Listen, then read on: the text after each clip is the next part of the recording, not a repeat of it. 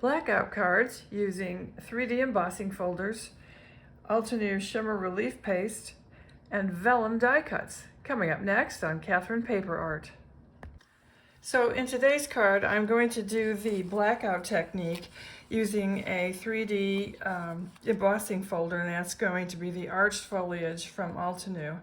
And I'm also going to add some of the Altenew Shimmer relief paste using their scattered tiles stencils. And for the interest on the embossed panel, I am going to use a stamped image of the Lunar Moth from Lesia Zgharda. So let's get started.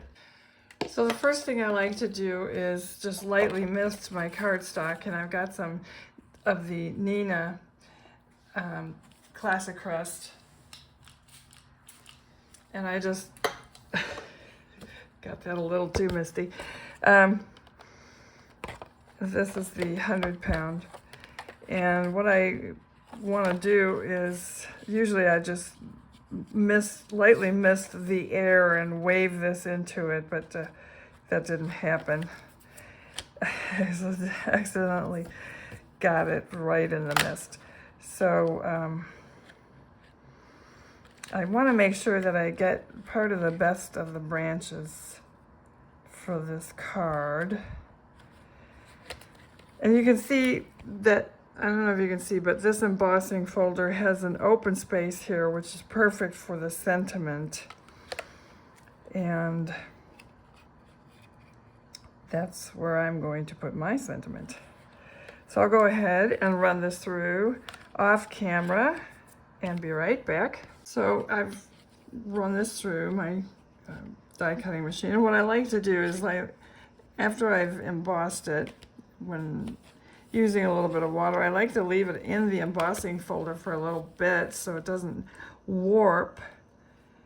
And so I pulled together some inks. I'm using the Distress inks, and I've got Rustic Wilderness, some peeled paint, some pine needles, and some Shabby Shutters. So that's what I will be using. Now, because it's the blackout technique, you don't want to ink up the embossed edges. You want to go onto the back side where it's the debossed side and ink that up. So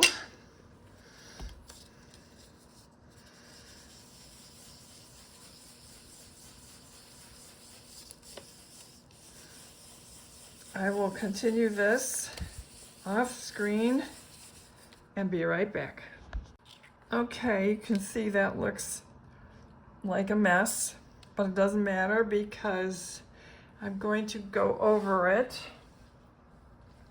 and my blackout is not actually going to be black. I'm going to use the Distress ink in chipped Sapphire. I want a night scene, but I don't want a pitch black scene. And I'm just going to glide this over, and I'll cover this up a little bit more. A little bit glue.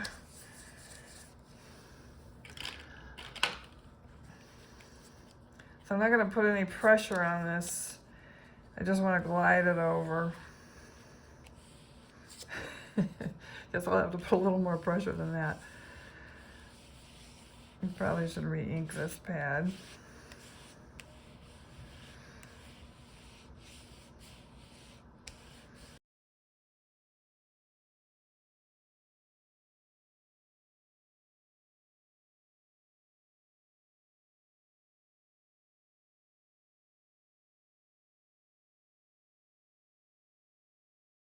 Okay, I finished inking up my panel, and you can see that it looks like a nice night scene. Now what I'm going to do is use the Altenew Shimmer Relief Paste, and I'm just going to use that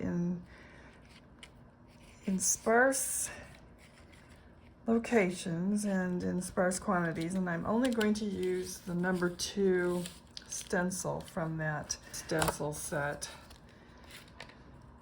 And I only want to use these little openings.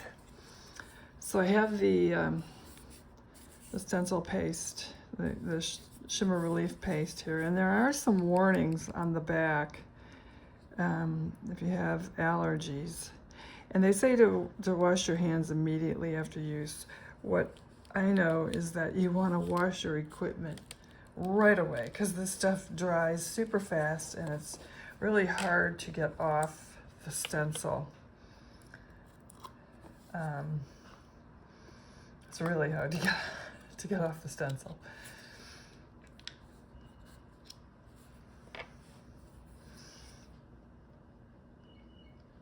I like to use a little silicone spreader because it doesn't stick to that.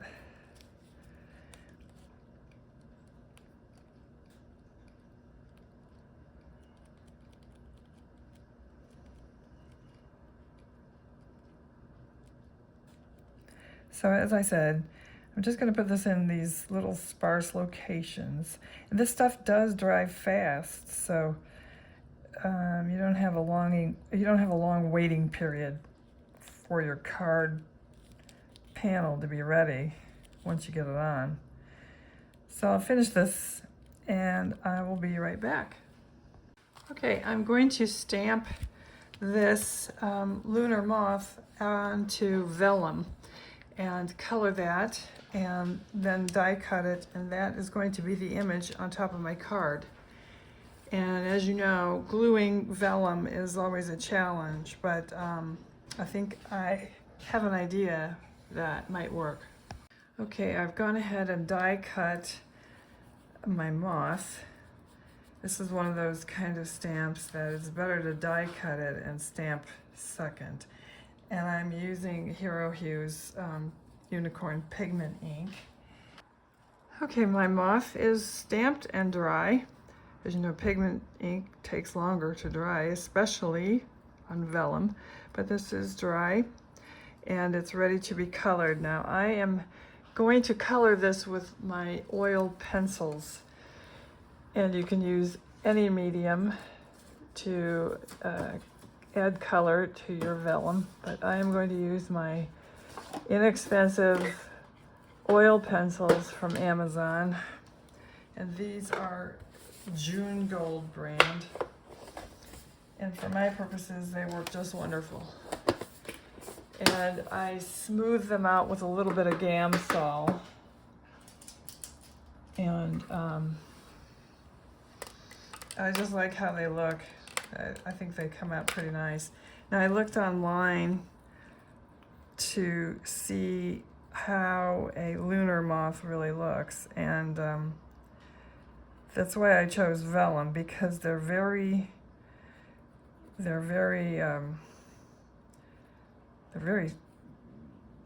light. They're very ethereal. They're, you know, see-through practically, and they're this like lime green. They're really pretty. They have a lot of detail, and anyway, I will color this and be right back. What I like to do is use some scrap cardstock as backer panels for my card panel, just to elevate it. And also because this is embossed, it's harder to glue down. And I think using the panels makes it a bit easier. So that's what I've done. I've used 2 pieces of scrap cardstock as backer panels, and I've glued it down onto my card base. I've colored my moth, and I've smoothed it out and blended it with some Gamsol and a blending stump. And I've cut extra moths here, and I did that for 2 reasons. One, to give it some depth, some elevation. And 2, because it is so transparent,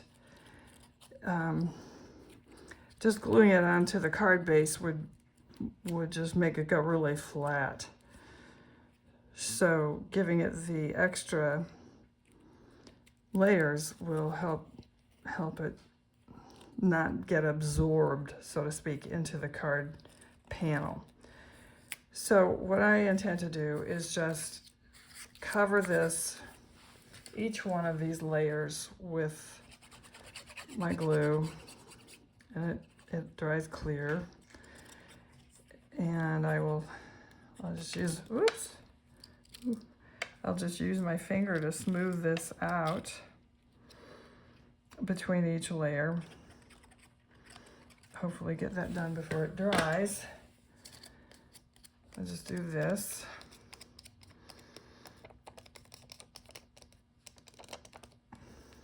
And put the next layer on.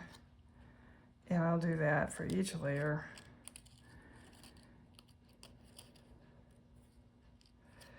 And when it dries, it virtually just disappears. So you won't see any of the smattering lines. So I will finish this off camera and be right back. Okay, I've mounted my moth, and I've chosen a sentiment and mounted that as well. So I hope you like the card, and I hope you give it a try. Thank you for watching.